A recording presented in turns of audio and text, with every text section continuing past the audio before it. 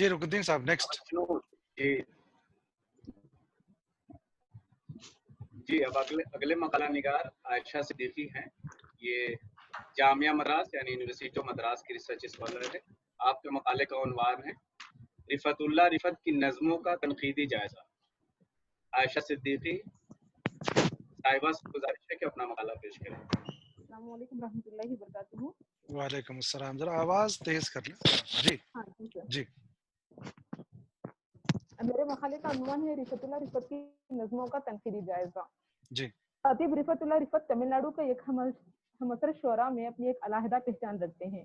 ان کی شعری تحقیقات وقتاً فوقتاً ادبی رسائل میں شائع ہوتی رہتی ہیں. 2019 کے بعد انہوں نے نظموں کی صورت میں جو کلام اردو قارئین کی نظر کیا ہے میں اس کا تجزیہ پیش کرنے کی کوشش کروں گی. رفعت اللہ رفعت بنیادی طور پر نظم کی شاعر ہیں، لیکن انہوں نے غزلیں بھی کہیں. رفعت اللہ تمل ناڈو کے ایک صنعتی شہر آمبور کے ایک معزز اور دیندار خطیب گھرانے میں اپنی آنکھیں کھولی. رفعت اللہ کو اللہ نے علم و ادب کی دولت اور عقل و شعور کی نعمتوں سے نوازا ہے. آپ کو شاعری کا ابتدا ہی سے چسکا رہا. حضرت ابو البیان حماد اور محمد یعقوب اسلم کی رہنمائی میں شعر کہتے اور مشاعروں میں حصہ لیتے تھے. کچھ ہی مدت میں آپ کو شعر گوئی پر اتنی قدرت حاصل ہو گئی کہ خود سے شعر کہنے اور سنانے کے قابل ہو گئے. شاعری میں اپنے رفعت تخلص اختیار کیا ہے.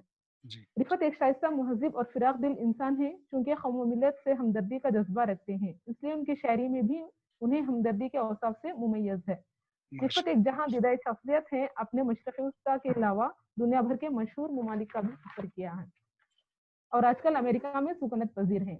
رفعت کا کلام رد و یابس سے پاک ہے، کیونکہ صالحہ اور مثبت قدروں کے پاسدار ہیں. اس لیے ان کے کلام میں محبت، وفا، اخلاص اور راضی برضا رہنے کا پیغام ملتا ہے. رفعت کے شاعر تنو سے بالکل پاک ہیں. کیسے ہو جائے گا اس میں تو آواز آپ کی آئے گی؟ کیوں آواز آ رہی ہے آپ کی طرف سے؟ اچھا سوری عائشہ جاری رکھیں پلیز. جی سر. انہوں نے اپنے کلام کو بے جا حسن کاری، غیر ضروری آرائش اور بے حقیقت چیزوں کا عنادار نہیں بنایا، کیونکہ آپ اپنے دل کی بات کو الفاظ کا جامع پہنانے کا ہنر جانتے ہیں. اس لیے خلوص و انہماک سے اپنی بات اس طرح کرتے ہیں کہ شاید کہ اتر جائے تیرے دل میں میری بات. رفعت نے اپنی نظموں میں وحدت خیال، زبان پر قدرت اور الفاظ کے انتخاب کے سلیقے کو بڑی خوش اسلوبی سے نبھایا ہے.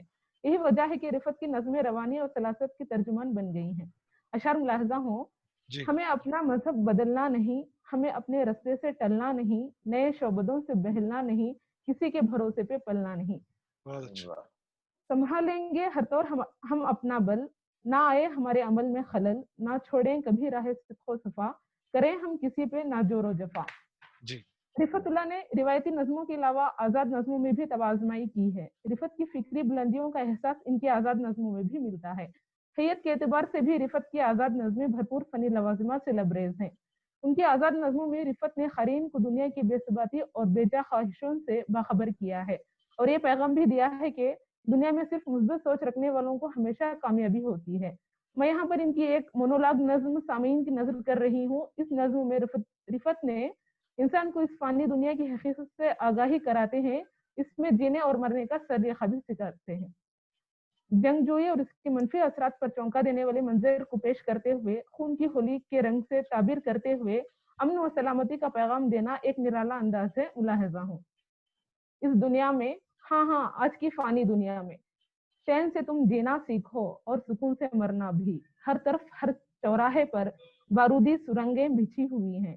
دیکھو زمین کے سینے پر ڈھنگ سے چلنا سیکھو. جس ہمارا لاغر ہے، خون برائے نام ہے اس میں.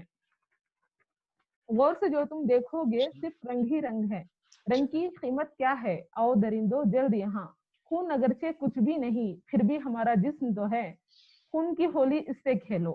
رفعت اللہ رفعت کے اس کلام کو پڑھنے کے بعد میرا یہ تاثر ہے کہ رفعت ہم اکثر شعراء میں اپنے خاص لب و لہجے اور فکری جہتوں کے اظہار کی بدولت بلاشبہ اپنی ایک علیحدہ پہچان رکھتے ہیں.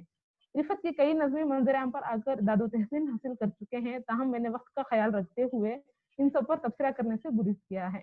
یہ تو مقالہ کافی طویل ہے، لیکن وقت کی قلت کو دیکھتے ہوئے میں اپنے مقالے کو اس شعر کے ساتھ ختم کرنا چاہوں گی. دلہن کی مہندی جیسی ہے اردو زبان کی شکل، دلہن کی مہندی جیسی ہے اردو زبان کی شکل، خوشبو بکھرتا ہے عبارت کا ہر حرف. شکریہ. بہت اچھا عائشہ. ہماری اگلی مقالہ نگار ہے سعدیہ سلیم شمسی. کیا آپ موجود ہیں؟ سعدیہ سلیم. جی السلام علیکم ورحمۃ اللہ وبرکاتہ. وعلیکم السلام ورحمۃ جی اللہ. اپنا مقالہ پیش کیجیے. بسم اللہ الرحمن الرحیم. مجھے الحمدللہ